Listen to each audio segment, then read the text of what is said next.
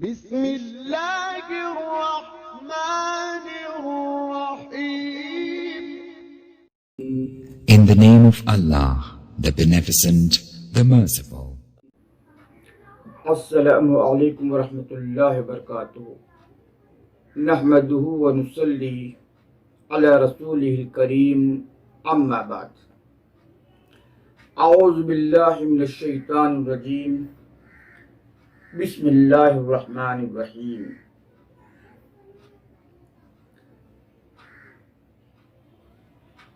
وَإِذْ قَالَ اللَّهُ يَا عِيسَى ابْنَ مَرْيَمَ أَأَنْتَ قُلْتَ لِلنَّاسِ اتَّخِذُونِي وَأُمِّيَ إِلَٰهَيْنِ مِن دُونِ اللَّهِ قَالَ سُبْحَانَكَ مَا يَكُونُ لِي أَنْ أَقُولَ مَا لَيْسَ لِي بِحَقٍّ إِنْ كُنْتُ قُلْتُهُ فَقَدْ عَلِمْتَهُ تَعْلَمُ مَا فِي نَفْسِكَ وَلَا أَعْلَمُ مَا فِي نَفْسِكَ إِنَّكَ أَنْتَ عَلَّامُ الْغُيُوبِ. رب اشرح لي صدري ويسر لي امري واحلل عقدة من لساني يفقهوا قولي. میرے دوستو اور میرے عزیز ترین ساتھیو، میں آپ حضرات کے سامنے چند اہل باطل کے اقتباسات کو لے کر حاضر ہوا ہوں. اہل باطل جو عاشقان رسول کا دم بھرتے ہیں، جو کہتے ہیں کہ ہم نبی کریم صلی اللہ علیہ وسلم کے عاشق ہیں، ہم ان کے غلام ہیں، جبکہ عاشق کا لفظ استعمال کرنا نبی کے لیے یہ نبی کریم صلی اللہ علیہ وسلم کی توہین ہے، نبی کی شان میں گستاخی ہے میرے بھائیو. کیونکہ وہ لفظ جو ہم اپنی ماں کے لیے، اپنی بہن کے لیے استعمال نہیں کر سکتے ہیں، وہ نبی کریم صلی اللہ علیہ وسلم کے لیے کیسے استعمال کریں گے؟ اسی لیے یہاں پر عشق نہیں کہنا چاہیے، بلکہ کہنا چاہیے کہ ہم نبی سے محبت کرتے ہیں. اور وہی محبت کا دم بھرنے والے لوگوں نے ایسے اقتباسات نبی کریم صلی اللہ علیہ وسلم کی شان میں یا اللہ کی شان میں لکھے ہیں، جسے بیان کرنا بہت ہی مشکل ہے میرے بھائی.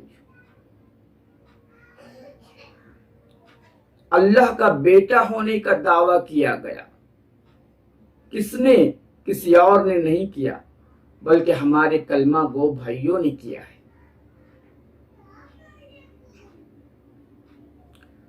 آپ اٹھا کر دیکھیے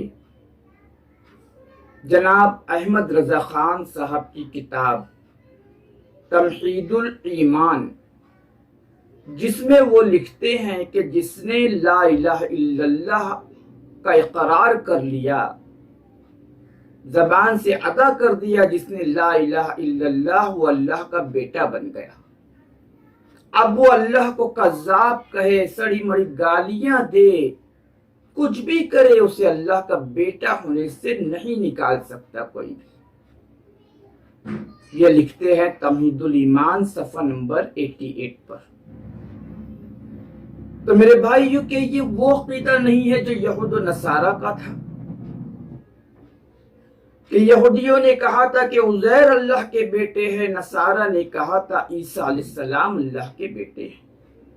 اللہ نے فرمایا وَإِذْ قَالَ اللَّهُ يَا عِيسَى ابْنَ مَرْيَمَ أَأَنْتَ قُلْتَ لِلنَّاسِ اتَّخِذُونِي وَأُمِّيَ إِلَٰهَيْنِ مِن دُونِ اللَّهِ قَالَ سُبْحَانَكَ مَا يَكُونُ لِي أَنْ أَقُولَ مَا لَيْسَ لِي بِحَقٍّ إِنْ كُنْتُ قُلْتُهُ فَقَدْ عَلِمْتَهُ تَعْلَمُ مَا فِي نَفْسِكَ وَلَا أَعْلَمُ مَا فِي نَفْسِكَ إِنَّكَ أَنْتَ عَلَّامُ الْغُيُوبِ. کہ اللہ تعالیٰ عیسیٰ ابن مریم کو بلائے گا اور پوچھے گا کہ اے عیسیٰ ابن مریم، کیا تم نے کہا تھا کہ یہ تمہیں اور تمہاری ماں کو اللہ کا بیٹا قرار دے دے؟ تو عیسیٰ علیہ السلام کہیں گے سبحان اللہ، میں نے تو ایسا کہیں نہیں کہا تھا. اگر میں کہتا تو علام الغیوب ہے، تجھے تو میرے دل کی باتوں کا بھی علم ہے. لیکن میرے بھائیو، یہ کیا کہتے ہو کہ اللہ کا بیٹا بن گیا جس نے کلمہ پڑھ لیا؟ یہ اپنے کلمہ کو بھائی ہے جو محبت رسول کا دم بھرتے ہیں۔ تو میرے بھائیو، عالموں کو پہچانیے، گمراہ کرنے والے عالموں کو جن لوگوں نے گمراہ کر رکھا ہے۔ اللہ فرماتا ہے وَمَن يُشَاقِقِ الرَّسُولَ مِن بَعْدِ مَا تَبَيَّنَ لَهُ الْهُدَىٰ وَيَتَّبِعْ غَيْرَ سَبِيلِ الْمُؤْمِنِينَ نُوَلِّهِ مَا تَوَلَّىٰ وَنُصْلِهِ جَهَنَّمَ وَسَاءَتْ مَصِيرًا۔ اللہ رب العالمین ارشاد فرماتا ہے کہ جس نے اللہ اس کے رسول کی راہ کو چھوڑ کر کوئی اور راہ اختیار کرے گا، اللہ تعالیٰ اسے اسی راہ پر لگا دے گا، اور ایسے لوگوں کے لیے تو اللہ تعالیٰ نے جہنم تیار کر رکھی، جو بہت ہی برا ٹھکانہ ہے میرے بھائیوں۔ اسی لیے آپ صلی اللہ علیہ وسلم نے فرمایا من تشبہ بقوم فہو منہم، جس نے جس قوم کی مشابہت اختیار کی وہ ان میں سے ہی ہے، اور ہم یہودی نصارہ کے عقیدے کو اسلام کے اندر داخل کرنے کی کوشش کر رہے ہیں۔ اسی طرح سے میرے بھائی افسوس ہوتا ہے، امام احمد رضا خان صاحب نے ملفوظات اعلی حضرت میں تو حد کر دی۔ وہ لکھتے ہیں کہ اللہ کی بیوی بھی ہے، لکھتے ہیں سیدی موسیٰ سہاگ رحمت اللہ علیہ ایک مشہور مجازب ہے، ان کی مزار شریف سے میں فیض یاب ہو چکا ہوں۔ کچھ لوگ ان کے پاس آتے ہیں، کہتے ہیں کہ آپ اللہ سے دعا کیجئے کہ اللہ تعالیٰ بارش برسائے۔ سیدی موسیٰ سہاگ رحمت اللہ علیہ کہتے ہیں کہ کیا اللہ میری بھلا سننے والا ہے؟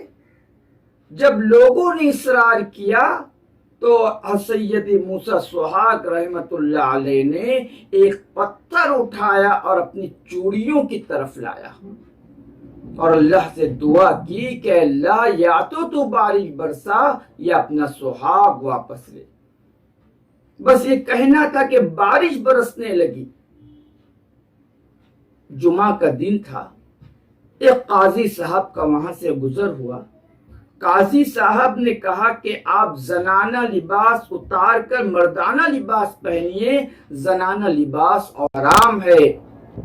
جب وہ مردانہ لباس پہن کر مسجد کی طرف جاتے ہیں، مؤذن اللہ اکبر کی صدائیں بلند کرتا ہے تو وہ کہتے ہیں کہ میرا شوہر لا یموت ہے اور یہ مجھے بیوہ کیے دیتے ہیں۔